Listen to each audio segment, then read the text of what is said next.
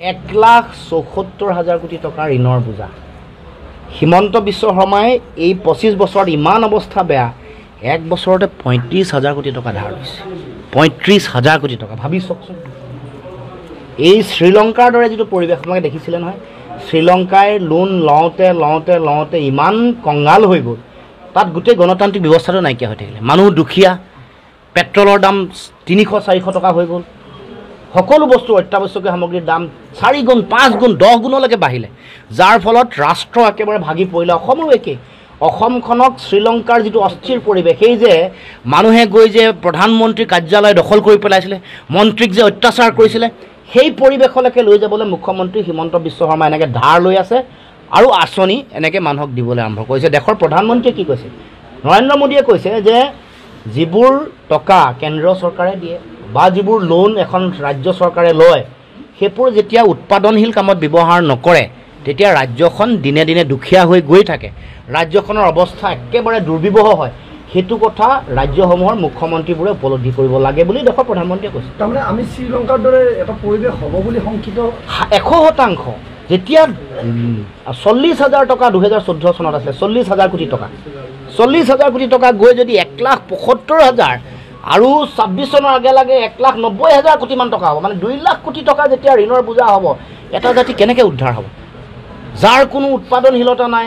আজিও আমি চাউল বেলেগৰ পৰা আনিব লাগে, আজিও মাছ মাংসৰ কাৰণে অন্ধ্ৰপ্ৰদেশ আৰু মহাৰাষ্ট্ৰৰ ওচৰত আমি আশা কৰি থাকিব লাগে। আজি কণীৰ কাৰণে পশ্চিমবংগ, অন্ধ্ৰপ্ৰদেশ আৰু মহাৰাষ্ট্ৰৰ ওপৰত আশা কৰি থাকিব লগা এখন ৰাজ্যই যদি সদায় এনেকৈ ধাৰ লৈ থাকিব, ধাৰ লৈ চলাই থকা ঘৰ এখনৰ যিটো অৱস্থা হয়, ধাৰ লৈ চলাই থকা ৰাজ্য এখনৰ, ৰাজ্যসকলৰ জনগণৰ অৱস্থা এনেকুৱা হ'ব।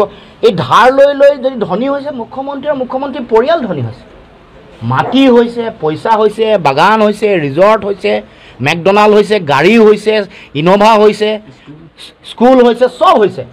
কিন্তু আমাৰ কি হৈছে? আপোনাৰ মোৰ কি হৈছে? আপোনাৰ মোৰ এনেকুৱা হৈছে, আমি গাঁৱত খেতি কৰি থকা মানুহে বতৰৰ ওপৰত আশা কৰিব লাগে যে পানীটো নহ'লে আমি ৰুব নোৱাৰোঁ, আমি ভেকুলী বিয়া পাতিব লাগে। এয়া অৱস্থা যে মুখ্যমন্ত্ৰী হিমন্ত বিশ্ব শৰ্মাই এইখন অসম বনাই ৰাখিছে। আমি জলসিঞ্চনৰ কাৰণে কিমান 34,000 কোটি টকাৰ আঁচনি, অভিলাষী আঁচনি লৈছে, আৰু কিমান প্ৰকল্প 54টা প্ৰকল্প বন্ধ হৈ আছে, টোটেল 80-90টা প্ৰকল্প। আৰু আমি আজি কৃষকৰ আয় দুগুণ হ'ব বুলি দেশৰ প্ৰধানমন্ত্ৰীয়ে কয়, আৰু কয় যে 3টা খেতি কৰিব পাৰিব। খেতি কৰিলে ধানত বিক্ৰী কৰিলে আমি যিটো চৰকাৰী মূল্য আগতে 2340 টকা আছিলে, সেইটো পোনপটীয়াকৈ পাব। গতিকে এই যিটো অবিচাৰটো, 27খন টোলগেট নহয় জানো? 27খন টোলগেট হ'ব কিছুদিনৰ ভিতৰত, 9খন ইতিমধ্যে আছেই। গতিকে এই এনেকৈ এফালে লুণ্ঠন, এফালে কৰ কাটল বঢ়াইছে, এফালে বাঢ়িছে কি, এফালে মদৰ মহল বঢ়াইছে, চাৰিওফালে মদৰ দোকান লাইচেঞ্চ দি দিয়া হৈছে। যিখন ৰাজ্যত নিজে নাগৰিকক নিৰাপত্তা দিব নোৱাৰি মানুহক কয় যে আপোনালোকে বন্দুক ল'ব পাৰিব, বন্দুকৰ লাইচেঞ্চ আৰু মদৰ লাইচেঞ্চ একেলগে দিয়া এখন ৰাজ্যত ৰাজ্যবাসীৰ ভৱিষ্যত কি হ'ব? এইটো হ'ল মৌলিক প্ৰশ্ন। সাধাৰণ নাগৰিকক, খিলঞ্জীয়া মানুহক তুমি যদি নিৰাপত্তা দিব পৰা নাই, তুমি কিহৰ মুখ্যমন্ত্ৰী? বন্দুক ল'বলৈ যে কৈ আছা। আজি কালি অসমৰ পৰা এগৰাকী মন্ত্ৰী গৈছে, আৰু নাগালেণ্ডৰ পৰা উপ মুখ্যমন্ত্ৰী আহিছে, গছপুলি ৰুবলৈ গৈছিলে, গছপুলি ৰুবলৈ নিদিলে। এয়া হ'ল আমাৰ পৰিৱেশ। সেই মাটিত কাইলৈ পৰহিলৈ মুখ্যমন্ত্ৰী স্তৰত আলোচনা হ'ব লাগিব বুলি কৈছে। তেওঁলোকে ক'ব যে স্থিতাৱস্থা বাহাল ৰাখিব লাগে, ষ্টেটাছ কো। তাৰমানে মাটি গ'ল আকৌ। যিটো উৰিয়াম ঘাটত তেওঁ আমাক ঢাক ঢোল বজাই আছিলে, সেই মাটি গ'ল বেলেগলৈ। কালি ৰুব নিদিলে। মন্ত্ৰী গৈ যেতিয়া ৰুব নোৱাৰে, আৰু প্ৰতিখন পেপাৰতে আপোনালোকে সংবাদ মাধ্যমেও বহুতো বাতৰিটো নিয়ন্ত্ৰণ কৰিব বিচাৰিছিলে। অসমৰ মন্ত্ৰীগৰাকীয়ে সাংবাদিকসকলক মাতি আনি কৈছে যে এইটো বৰকৈ প্ৰচাৰ হ'ব নালাগে। সংবাদ গোষ্ঠীৰ এতিয়াও স্বতন্ত্ৰীয়া মানসিকতা আছে কাৰণে সকলোতে বাতৰিটো প্ৰচাৰ হ'ল। গম পালোঁ, আমি কালিয়ে গম পাইছোঁ যে নগাই আহি কৈছে যে ইয়াতে ৰুব নোৱাৰিব, মুখ্যমন্ত্ৰী আলোচনা হ'লেহে আমি দিম। ইয়াতে হোৱাৰ লগে লগে কি হ'ব? ষ্টেটাছ কো মেইনটেইন কৰিবলৈ ডিচিশ্যন হ'ব। হোৱাৰ লগে লগে মাটি গ'ল। এইটো হৈ আছে আমাৰ। এনেকেই আমি আগফালেও মাৰিছে অসমীয়া জাতিটোক, পিছফালৰ পৰাও মাৰিছে, ছাইডৰ পৰাও মাৰিছে, এনেকৈ মাৰি আৰু চাৰিওফালে ধাৰুৱা, চাৰিওফালে উন্নয়নহীনতা আৰু সামাজিক ন্যায় আৰু নিৰাপত্তা নিদিয়ে।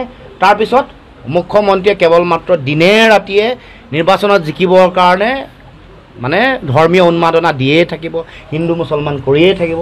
আপুনি মই যদি কওঁ যে 31 লাখ নিবনুৱাৰ চাকৰি বাকৰি কি হ'ল, তেতিয়া কয় যে হিন্দু আৰু মুছলমান খা। যদি কওঁ যে আমাৰ মানুহক যিটো মাটিৰ অধিকাৰ দিম বুলি কৈছিলে, কিয় দিয়া নাই? 8 লাখ ভূমিহীন মানুহে কিয় আজিলৈকে মাটি ভেটি নাপায়? খিলঞ্জীয়া থলগিৰি মানুহ 49,000 বিঘা মাটি আমাৰ থলগিৰি খিলঞ্জীয়া মানুহৰ মাটি লৈ যাব খুজিছা, এইটো আমি নিদিওঁ বুলি যদি প্ৰশ্ন উত্থাপন কৰোঁ, যুঁজো যদি, তেতিয়া তেওঁলোকে আকৌ হিন্দু মুছলমান কৰি দিয়ে। এইটো কোনো কাৰণতে মানুহে গ্ৰহণ কৰিব নালাগে। মানুহে বুজাই দিব লাগে যে কি কৰিছে তেওঁলোকে, শিক্ষাৰ ক্ষেত্ৰত কিমান পিছ পৰিছে, স্বাস্থ্যৰ ক্ষেত্ৰত কিমান পৰিছে, জন্ম হৈয়ে প্ৰসূতিৰ মৃত্যুৰ হাৰ কিমান বাঢ়িছে, ড্ৰপ আউট স্কুলৰ পৰা ল'ৰা মানে আধাতে স্কুল এৰা মানুহৰ সংখ্যা কিমান, এইবোৰ সকলো ৰাইজে দেখিছে। ৰাইজৰ ওচৰলৈ লৈ যাব লাগিব।